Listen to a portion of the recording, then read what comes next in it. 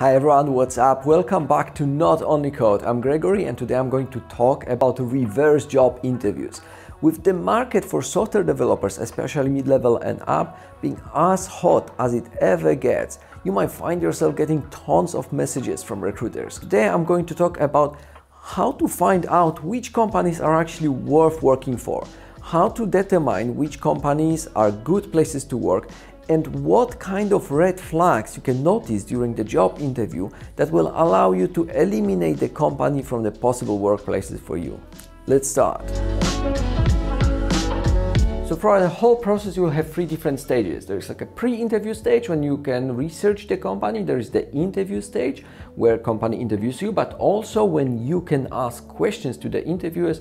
And there is a post-interview stage. This is like a summary, and this is when you can also consider the contract and the compensation. Let's start with the research stage, because in order to ask good questions during the interviews, you need to prepare a little bit. So you need to check the company website, you need to see how big are they, you need to check what they are doing.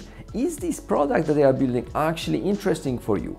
Is the company a fast-growing company? Is it a more traditional company? You need to check whether the profile of the company actually works for you. If you want a more relaxed place to work, then probably you should avoid startups because they are dynamic, things are changing there very quickly, and sometimes you have to work long hours there. On the other hand, if you want something dynamic, something exciting, then you should go for such startups because things change fast there. And you should probably avoid traditional companies, especially those that do not experience hypergrowth at the moment. Besides the company website, the two most obvious places to read something about the company are LinkedIn and Glasdoor. Glassdoor doesn't have very good reputation among tech employees because it is not trustworthy. You cannot trust them that they are not deleting their reviews if the companies pay them. But Glasdoor has a couple of useful things. For example, you see that the company has a score of 4. But then you can notice that a lot of 5-star reviews were added on the same day or within the same week, which probably means that the CEO or someone in the leadership asked people to post positive reviews. So in that case, you should discard them and see the other reviews and see whether the company still would have such a good score. Also, you should discard any reviews that are older than 2 or 3 years old. They are basically worthless, and Glassdoor still includes them in the company score. Finally, remember that Glasdoor can be also overly negative just because people who are not happy with a company go there and review it. People who are happily working there normally don't have motivation to do that. The next step is to go to LinkedIn and check who works for that company right now and who worked there in the past. You can learn a couple of interesting things this way. For example, if you see that the company has a lot of employees from top tech companies, it means that they somehow convince those people with their vision or with their culture, and that people leave their very well-paid jobs to go for that company. You can see are the people who used to work there and where did they go. If the people who work for that company later went for the top tech companies, it might mean that they learned a lot in that company, especially if they stayed there for a couple of years, and that they were so good technically that later they passed the interviews with the top companies. That might be another good sign. On the other hand, if you see that a lot of people left the company after like 3 to 12 months, that's a yellow or red flag, because it means that the reality in the company doesn't really meet the expectations that the people have. So the company might be tempting people with very good salaries, but later when people join, they realize that it's a toxic workplace and they actually don't want to stay there. Especially if the company is a startup or a public company that gives equity, because usually there is a 1-year cliff. So people, even if they don't like the place, might want to stay 1 year just to have that equity. If they leave before, they definitely don't like the place. Besides the company website, Glassdoor and LinkedIn, you have a couple other places that you can check, like for example levels.fyi, where you can learn a bit about the salaries, or Blind, where people comment a lot about the companies and the interviews. Unfortunately, most of the data and the conversations there revolve around large companies, so if you want to talk to a smaller company, it is much harder to find some valuable information. On top of that, Blind has a reputation for being toxic. So, just take everything with a grain of salt. Next is the actual interview process. This is the time where you can ask questions to the current employees of the company. After every interview round, you should have at least a couple minutes to ask questions to the interviewer. And if you don't, that might be a red flag. I always recommend people to prepare a long list of questions beforehand and then just pick some questions from that list. That's because after 1 or 2 hours of interview, you might be just very tired and it will be challenging to come up with something interesting from top of your head. Divide that list into categories depending on who you want to ask what. For example, you can ask about one-on-ones and promotion cycle to engineering manager, and you can ask about working hours to engineers. Below this video you will find a link to my blog where I have a list of questions that I find valuable that I ask companies when I talk to them. Use it as a reference point and create your own list so that you focus on the things that are most important to you. Here are some questions that you can ask during different interview rounds. When you talk to engineers, you can talk about the tech stack and understand, does the company use the latest versions of the tools or do they rely on some old versions? When you hear that the company relies on Python 3.0 or PHP 5, this is definitely a red flag because it means that the company just grinds and grinds the next features. They don't give developers the time to work on the quality. When you talk to a larger company, check whether they have platform teams, developer experience teams, whether they have someone dedicated to internal tools. Always check what kind of tools the companies use. Ask about deployments. Can they deploy production with 1 or 2 clicks? Can anyone deploy production, or is it limited to just team leads or managers? How often do they deploy it and how often do they actually roll back production? Ask about refactoring and rewriting. Do people have enough time to improve the quality of their software?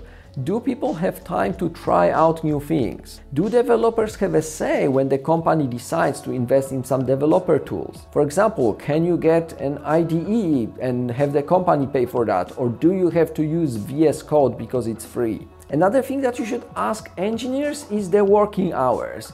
Ask what time do they start and what time do they finish work, and do they have flexible working hours? How often can they work from home? I would keep these questions to developers and not to managers or product managers, because if you're going to be a developer, just get the answer from people at the same position as you. There are some more interesting questions. For example, ask developers about the last big feature or the last big thing that they built and try to understand whether this is something that they're excited about or whether this sounds like it bores them, because the way developers talk about their work will tell you a lot about how happy are they at this company. When you talk to engineering manager, the most important question is to ask yourself, is this a person that I want to have as my manager? Ask about one-on-ones. Are they happening? How often do they happen? Is it a proper one-on-one or is it a status check? What are the processes in the company? What happens when there is a lot of pressure on the team to deliver, but it's impossible? Engineering manager is the person that's a layer between your team and the rest of the company. The goal of the manager is to shield the team from all the stuff that's coming from the other side. So ask yourself, do I believe that this manager can do it? Ask about promotions and performance reviews. Are these happening? How are the promotions happening? Is there some career ladder in the company? Smaller companies often don't have this kind of stuff, but then you can ask, okay, has anyone been promoted within the last 1 year or so? You can ask about hiring. Is the company hiring a lot of people right now? If yes, is it because of the hypergrowth or is it because a lot of people left? If not, is it because the company is still looking for the market? Is it because currently they feel that they hired enough and they just need to focus on building a stronger team before they grow further, etc. Whenever I talk to my potential future managers, I also ask myself simply, do I want to work for this person? Do I want to see that person and talk to them every day for the next year or 2 or 3? Do I feel that this person can help me grow? So you can check what is the background of that engineering manager. Were they a developer in the past, or were they maybe Scrum Master? Actually, maybe there is no engineering manager in the first place. There are places where developers report to project manager or product manager. And ask yourself whether as a developer you want to report to non-technical person. You should definitely talk to product manager and project manager and understand how do they work with the engineering department? How do they work with engineers? If the project manager is the person that constantly brings deadline and enforces them and asks developers to estimate time in hours, like, oh, this task will take 4 hours or 8 hours. You might be thinking that this is something from the past, but no, still a lot of companies work that way. On the other hand, if you feel that the product manager has a coherent vision, they know what they want to achieve, and they trust the developers that they are professionals and they don't push the developers just to give them some bullshit deadlines, then that might be a very good sign. Last advice here is to ask specific questions. Avoid generic ones like, what are company values? Or what is your management style? Because these questions will not tell you what is the truth, what is the real culture of the company. It will tell you what people want it to be. So if you ask a manager, what is your management style? They will never tell you, I am a micromanager. But if you ask them about the deadlines and the estimation process, you might realize that this is a micromanager that just wants to control everything that's happening down to a single minute. And the last stage is the post-interview stage. You can learn quite a bit while negotiating with the company, while reading the offer and the contract. Negotiation. If they are pushing you to give them your current salary, definitely a red flag. If they are pushing you to give them some number, how much you want to earn before they give you any indication about what is the salary range, that's a red flag, or at least yellow flag as well. When they finally make you an offer, always negotiate. I made a video about it, that even if you have imposter syndrome, even if you're an introvert, you should negotiate, because that will tell you a lot about the company. Good companies engage in negotiation.